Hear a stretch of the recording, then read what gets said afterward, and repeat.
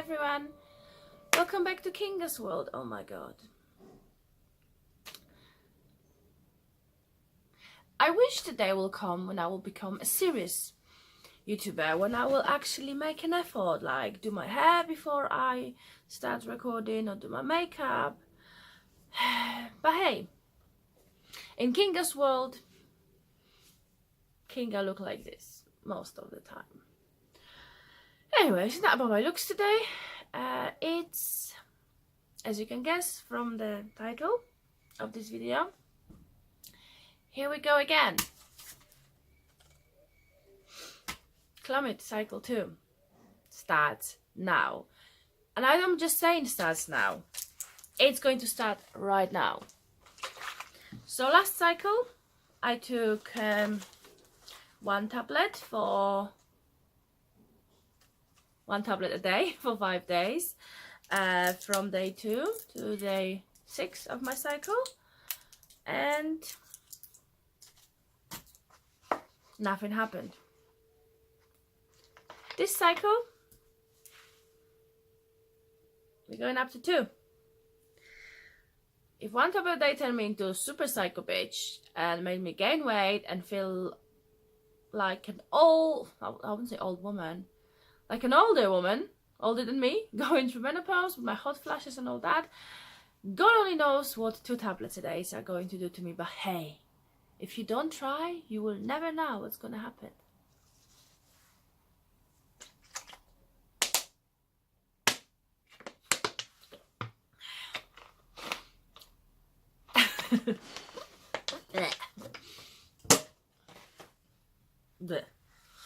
Anyways, they're gone. So I took my first 2 tablets, and let's wait for nasty side effects to start.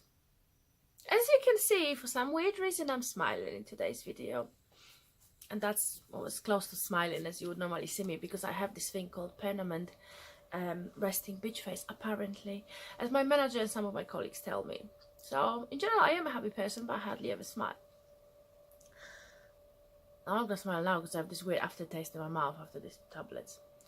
Anyways, last time you saw me, my last 2 videos, they were not very positive.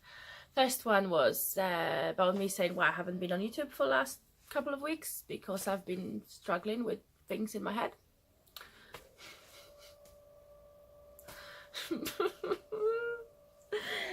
Oh my god. And the second one was my video about why gaining weight is a difficult subject for me. 2 days later, or 3 days later, and I've managed to switch everything in my head completely to the place, or to the way that it should be. So for this cycle, my mindset is really different from what it was on my first Clomid cycle. So the first Clomid cycle, that was my first hope in years of getting pregnant. As some of you know, I suffered miscarriage twice in the past. That was quite a few years ago with a different partner. That was long before I met my husband. Both times I struggled to get pregnant, but that was long before my diagnosis of PCOS and underactive thyroid. I wasn't living the healthiest lifestyle, and I don't want to go into too much detail. I keep saying I need to make like a proper video about it, but it's the miscarriage is this like difficult subject for me. So let's just say that both times I didn't know that I was pregnant till quite late. Not quite late, because I lost both pregnancies around 10-12 weeks, but I didn't know quite a few weeks in, and then I miscarried both times very soon after I found out that I was pregnant. And that's all I want to say on the subject. But so since then, since then I was with another partner before my husband, and I didn't get pregnant, but we were not really trying. And then obviously since I met my husband, we knew very early on that we want to be together, that we want to have a family. I knew that having miscarriage twice already, that chances and struggling to conceive, that it's going to be a hard journey. So we've been trying now for almost 4 years. Wow. Yeah, we've been trying for about 4 years now. And last cycle was the first cycle when we actually got a fertility drug involved, because since my diagnosis 2 years ago, obviously the only medication I've been on is my thyroxine, I never know how to pronounce it, meds for my underactive thyroid. And for a brief period of time I was also put on metformin. I don't have diabetes, but when my original like diagnosis, after my blood test, my my ultrasounds and all that, when the results came back that I have polycystic ovarian syndrome, my GP, who is also OBGYN and she's amazing, was on holiday. So when my results came from the hospital to my GP practice, and there was another doctor who was kind of looking after her patients, and he gave me a call. The results are back, and he thought that it's a good idea to put me on metformin for my PCOS and to help me with my weight loss and all that. So I was on metformin for about 3-4 months. Luckily I didn't suffer side effects really badly, but they didn't really help me lose weight.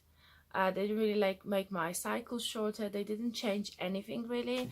And when I filled in like online repeat prescription form, my GP called me. She was like, why are you actually on metformin? I can't see anything in your file. Like, I don't remember us ever talking about you having diabetes.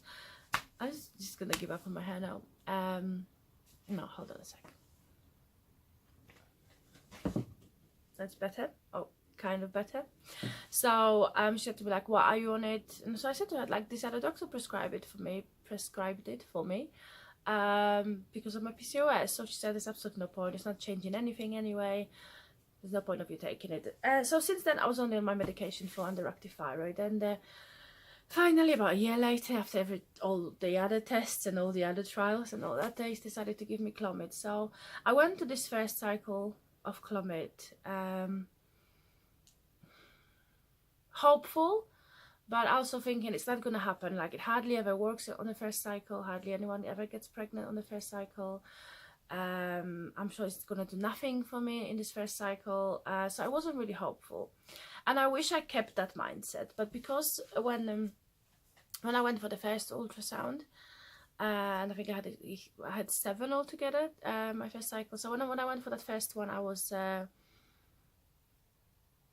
shocked when they say, "Oh yeah, you have quite a few follicles growing, so that's great." And then I went for the second one, and they were like, "Well, yeah, they're still there and all that. There you have like one dominant one on one side and one on the other side. So yeah, it's looking great." So I allowed myself, and I almost regret allowing myself to get my hopes up, thinking, "Oh my god, maybe it is going to work. Maybe it will be my cycle." And then I went for another ultrasound, and they say, "Okay, so definitely there's one quite big on the left side, and it's growing, and it looks like you will ovulate this cycle." And then we took like a few days break from ultrasounds, and then when I went for the next one, they said that actually it's not really growing much, so we're going to do one more, and then we'll see what's going to happen. And then again I went back 3 days later, and it was not growing. It was still the same size. So they said, we're going to stop taking ultrasounds, doing ultrasounds for this cycle. You can continue taking clear blue digital ovulation tests, but we don't think you're going to ovulate this cycle. And that's when it like all hit me. I was like, I felt like a failure. I felt really bad. I was really down and really upset, because I felt like, oh my god, it was my first cycle, and I took this medication that helps so many women, and it's not helping me. And I became like really stupid. All those things that I promised myself that I'm not going to think or say to myself if this first round like wouldn't work, I started saying them to myself. And the fact that 2 of my cycle buddies, who were on Clomid exactly the same time, and that was their first run, they both had their big fat positive after that first cycle. One of them unfortunately ended up having miscarriage, which was very heartbreaking for her, and I really felt for her because I know how it feels. And the other one is, fingers crossed, it's all growing and doing great. So I did felt like shit. Like I did feel like shit. I felt like a failure. I felt like no, I felt really bad. And then on top of that, obviously, I've gained all this weight, and that was made things even worse. And to the point when I really could, like, I was considering not going through with second cycle of Clomid. I was thinking that maybe I should just just leave it. Maybe I should give myself a few months to lose even more weight. So if I was to gain weight on Clomid, I would just be back to my original weight and all that. So I was playing in my mind. On top of everything, my cycle was super long. So my like 2 cycles before Clomid, there were 30, one was 33, one was 35, 36 days, and then this cycle was 46 days, which was quite long for me. So I was taking those ovulation tests, and then I never ever got a smiley, which indicates that you are ovulating, and I was like getting fed up because those tests are not like those cheapies you get from the pound shop for like 10 or for 5 or whatever. These are 20 quid for 10, and so I ended up buying like 3 boxes last cycle and just keep testing up until like I normally know that my period is coming about a week and a half before it's actually starts, because I do have lots of back pains, my breasts are really sore and stuff. So I was testing till up until that last week, week and a half before, because I read somewhere that, you know, if you have really long cycles, you can ovulate really late in the cycle. I've had people ovulating on day 39 and still getting positive. So about a week and a half ago I stopped testing, but we will still doing what we're supposed to be doing to get pregnant. But yeah, my cycle started again yesterday, so I called my fertility clinic and booked my first 2 ultrasounds, and one is on the 10th, one is on the 12th of September. So it's Monday and Wednesday. Last cycle say we did 7, I think. So we booked first 2. Most probably we're going to book a few more. I'm not gonna be able to do the one on the 14th, the Friday the 14th, if they want to book it on that day, because it's our wedding anniversary on the 13th. So we want to go away for a couple of days. So I definitely won't be available for that. So most probably I'll be having like more ultrasounds week after that. I'm going into this cycle with completely different mindset this time. I'm I'm going to focus on my usual mindset, which is no expectations, no disappointments. So I'm expecting absolutely nothing from this cycle of Clomid. I'm gonna take my tablets. I'm gonna fight those side effects. Hopefully they won't be worse than the ones in the first cycle, although they might because of double dose. You never know. But I'm not going into the cycle expecting that I will end up being pregnant. I'm not going into this cycle hoping that I'll have all these follicles growing and I will end up ovulating. Yeah, I'm not setting myself that, yeah, I want to be pregnant at the end of the cycle. I'm not even setting myself I want to ovulate at the end of this cycle. I'm just gonna let Clomid work or not, and see what's gonna happen. I'm gonna go for my ultrasounds, and I'm not going to get my hopes up after the first ultrasound, or I'm not gonna get depressed if after the second ultrasound the follicles are not growing. I've been fighting this battle for so long, and last month and a half was really hard because I went on an emotional roller coaster, and I don't want to go on that ride again. So no expectations, no disappointments. That's how I'm going into this cycle. I'm also going into this cycle prepared, knowing what's gonna happen, how I'm gonna feel, and what my weight might be and what my cravings are going to be. Last cycle, at the beginning of a cycle, I was strict keto, And towards like the middle of the cycle, I was trying to be low keto, low carb, but I wasn't like 100%.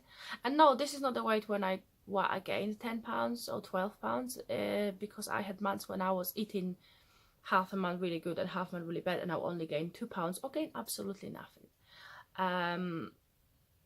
So this cycle, because I'm prepared and I know what's gonna happen, I am going into it with exercise plan and with eating plan. So if I maintain the weight I am on right now, during this cycle, and manage not to gain any more weight, I'll be super happy. This is my third day back properly on keto. So the last time I had carbs was on Wednesday. Then I went into 36 hours water fast, which was hard because normally I go into water fast which are like 24 hours, I think 24 to 30 hours, and they are when I'm already fat adapted, so I don't have side effects or anything. This time I went from having a Chinese and slice of cake the day before to actually like no food, just water for 36 hours. And then yesterday in the afternoon I had salad, and we went shopping in the evening and I bought just proper keto food. And yeah, today the only food I had was keto friendly food. So I'm suffering with keto flu at the moment a little bit. Yesterday I had these headaches and just feeling a bit dizzy, but it's always the case after you stop cheating, start being good again. But I'll get over it the next day or two, and I'm already 3 pounds down from my 12 pounds gain. So hey, I'm 3 pounds ahead. So if I start gaining weight on Clomid now, at least I've lost 3 pounds from the last weight gain. So yes, I'm going into the cycle with the exercise and eating plan. So hopefully I will not gain too much weight on Clomid this time around. So yeah, so it's just the first video. I don't know how many updates I'm going to do because I don't know how I'm really going to feel during this Clomid cycle. But yeah, Clomid cycle 2, and I'm much more positive than I was compared to what I was a few days ago. And once again, thanks for all your lovely comments on my last few videos, because they really helped me turn things around and make me think that I was being too hard on myself, and that I just have to be kind to myself, just like you all are very, very kind to me in the comment section. So as usual, like, subscribe, leave a comment, and I'll be back most probably in the next couple of days. Thanks for watching, guys. Bye.